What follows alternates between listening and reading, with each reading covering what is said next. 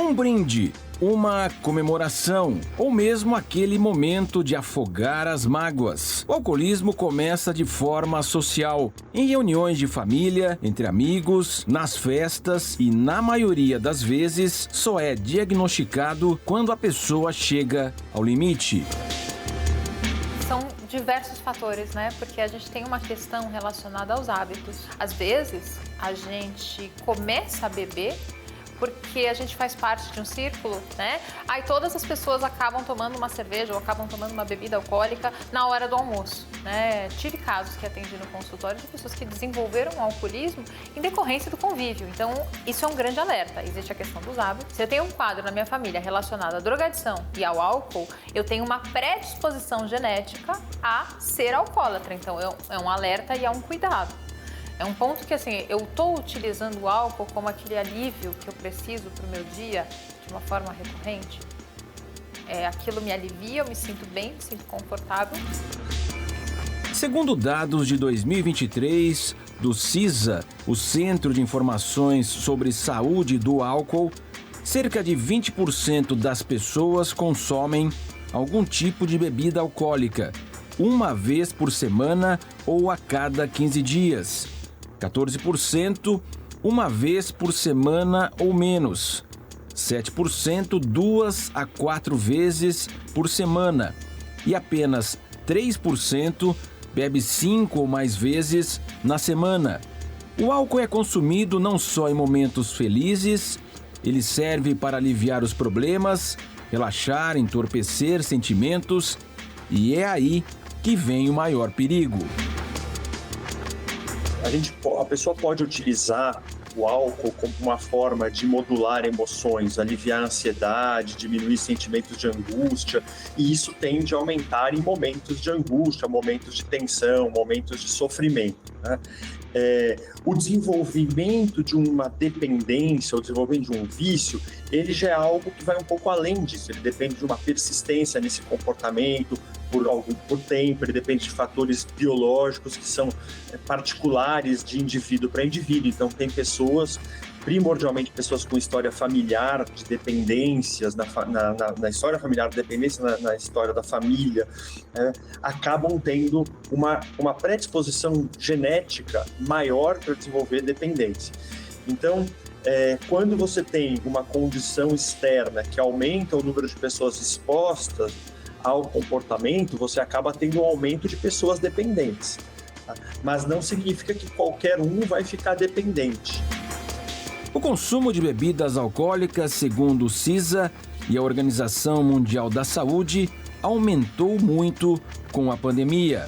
Desde a pandemia, né, no período de pandemia, ficou muito característico, né? As pessoas passaram a beber muito mais, dentro de casa, né? Então, normalmente a gente viu isso, não só com publicações, mas também na prática clínica. Aquela pessoa que tomava um vinho de sexta-feira, passou a tomar um vinho de sexta, depois de quarta, depois de terça, quarta e quinta, e daí foi se tornando um hábito mais recorrente.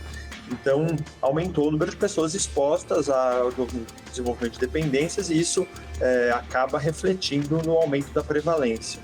Mas quando é hora de acender o alerta em relação ao excesso de álcool? Entidades relacionadas a essa doença têm diferentes análises.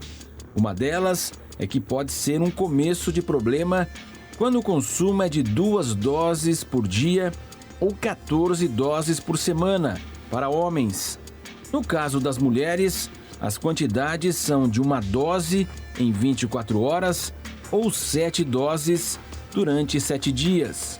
O Ministério da Saúde define consumo abusivo quando homens ingerem 5 ou mais doses ou mulheres 4 ou mais doses em uma única ocasião. Quanto mais exposição, maior a chance de dependência, né? Então, assim, a gente vai ver que muitas pessoas bebem, mas somente uma parte dessas pessoas desenvolve uma dependência.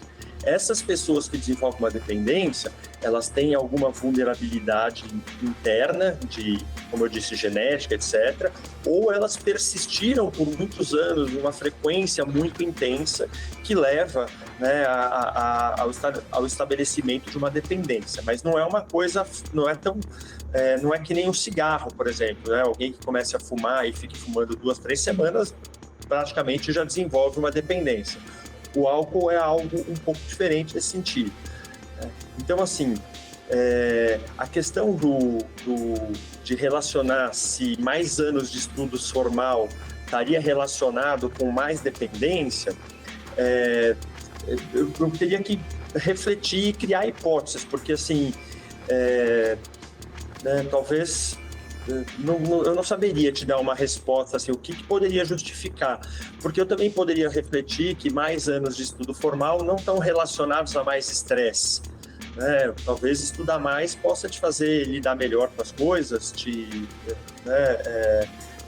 processar melhor informações, talvez quem tem mais anos de estudo formal, talvez tenha mais dinheiro disponível para gastar com álcool. Teoricamente, consumir poucas doses de álcool não traz grandes problemas, porque o organismo consegue eliminar por conta própria a bebida do corpo. Alguns médicos chegam a fazer uma comparação. É como se toda vez que bebemos, ingeríssemos uma pequena quantidade de veneno, mas tão pequena que o corpo mesmo combate. Mas para o cirurgião do aparelho digestivo, Murilo Lobo, não há uma quantidade considerada segura. O álcool não existe uma dose segura.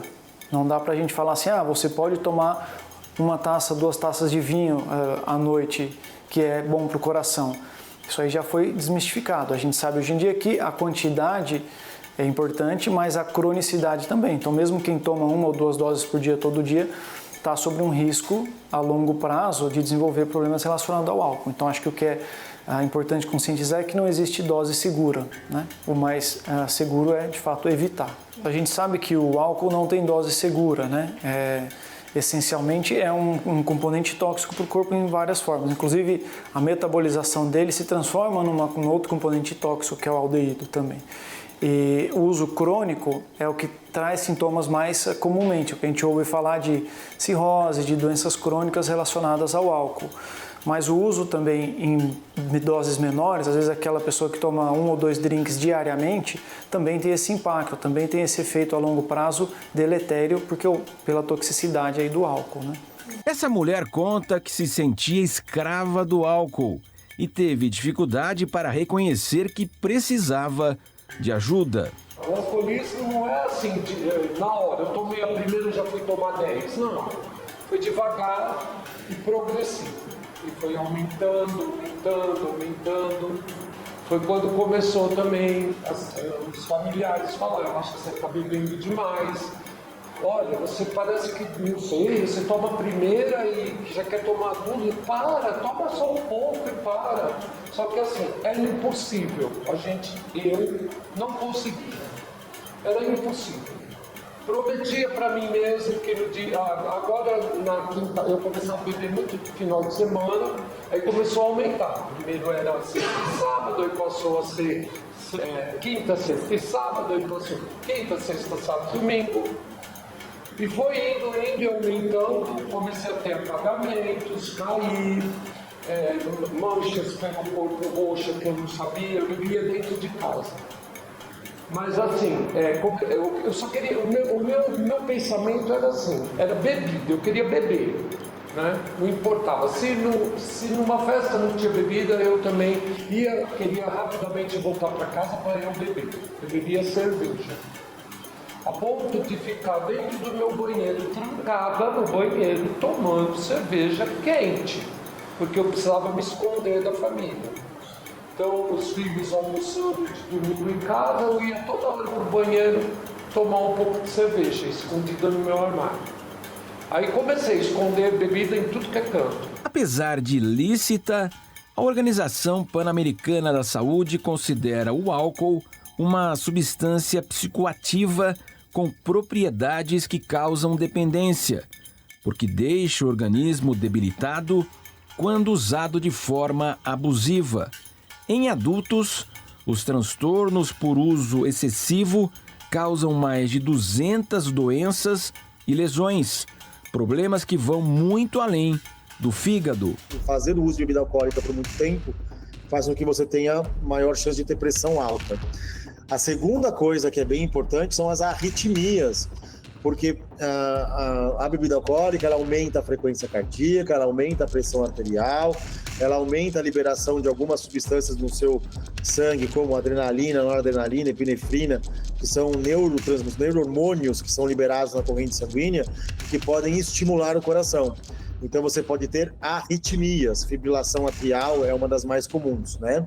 E essas arritmias elas podem também trazer problemas para o coração. E por fim, existe uma doença que chama miocardiopatia alcoólica, na qual aqueles indivíduos que fizeram uso de bebida alcoólica por muito tempo na vida, eles fazem uma alteração no coração, que o coração diminui a força, ele fica um coração mais fraco e ele fica com uma insuficiência cardíaca, quando o coração não consegue bombear sangue de forma adequada para o resto do corpo. E isso por ação direta do álcool no músculo cardíaco. Então ele faz com que o músculo cardíaco fique mais fraco e isso é uma doença que é ocasionada pela própria abuso da bebida alcoólica. Quem bebe e já passou dos limites sabe como é a sensação no dia seguinte, mas como o álcool age no organismo, causando essa ressaca. Você bebe muita cerveja e muito vinho, às vezes a ressaca não é ruim como você beber vodka e whisky, por exemplo, que são bebidas destiladas muito concentradas. E o efeito na ressaca, ele é meio multifatorial, ele existe um componente da toxicidade do álcool e do aldeído, que é o principal metabólito do álcool, que é tóxico para o sistema nervoso central, para o fígado, para o pâncreas, tudo isso vai gerar um mal-estar, porque o álcool vai desencadear uma inflamação sistêmica, né? Você vai estar com o corpo todo como se tivesse um estado quase febril. A febre dá um mal-estar porque é uma inflamação, né? O álcool na ressaca deixa o corpo inflamado e gera também essa sensação de mal-estar. Mas existe também o componente de desidratação, que é importante quando a gente toma uma grande quantidade de álcool. A gente acaba urinando mais, porque o álcool inibe o hormônio que controla a nossa diurese. Então você acaba urinando mais e bebendo pouca água. Então existe uma desidratação importante, que também dá um mal-estar.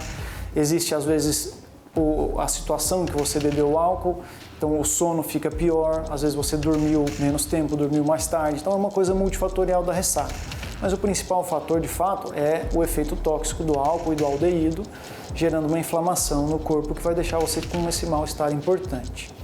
A ressaca dura cerca de 24 horas ou mais e a recuperação começa só quando o nível de álcool fica próximo de zero no corpo. Isso leva de 6 a 8 horas após o consumo. Mas os estragos no organismo podem ser muito maiores do que as dores de cabeça e de estômago. O que as pessoas têm que entender é que o fígado ama o álcool. Ama. Então, quando você bebe álcool, o fígado vai parar tudo que está fazendo para metabolizar só o álcool. Né? Então, por isso que a gente fala, não use medicação com bebida alcoólica. Por quê?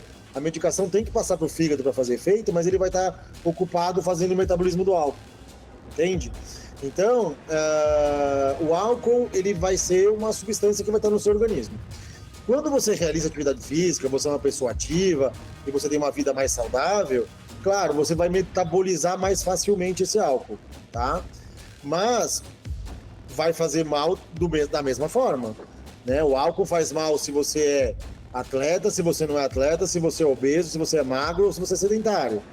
É que nas pessoas que têm uma vida mais regrada, você acaba metabolizando esse álcool, então ele não vai fazer tão mal quanto uma pessoa que é sedentária, por exemplo. Então eu brinco muito com meus alunos que eu falo que você está agregando risco.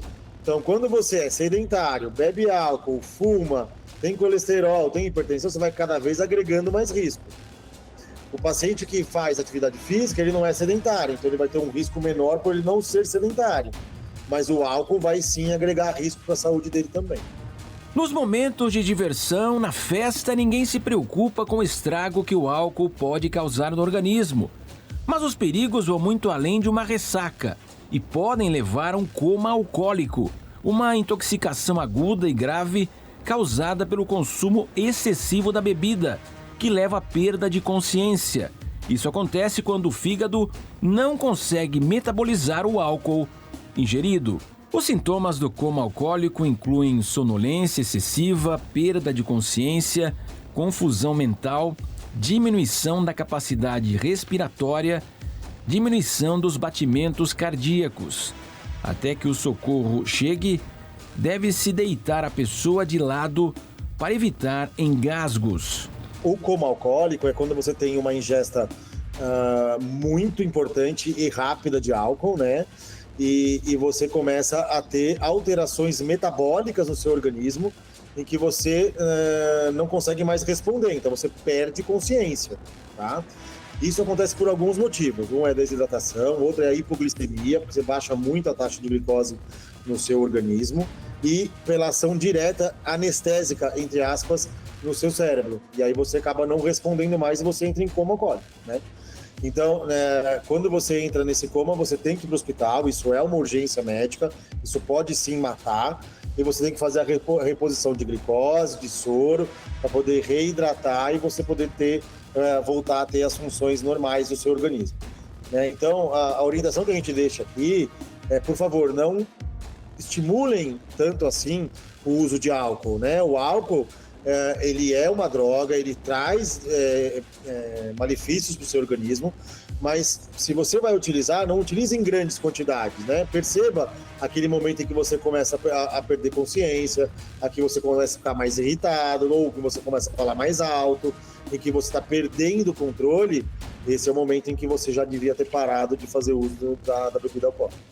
Os efeitos do álcool acabam sendo uma muleta para diminuir a timidez e até mesmo fugir da realidade.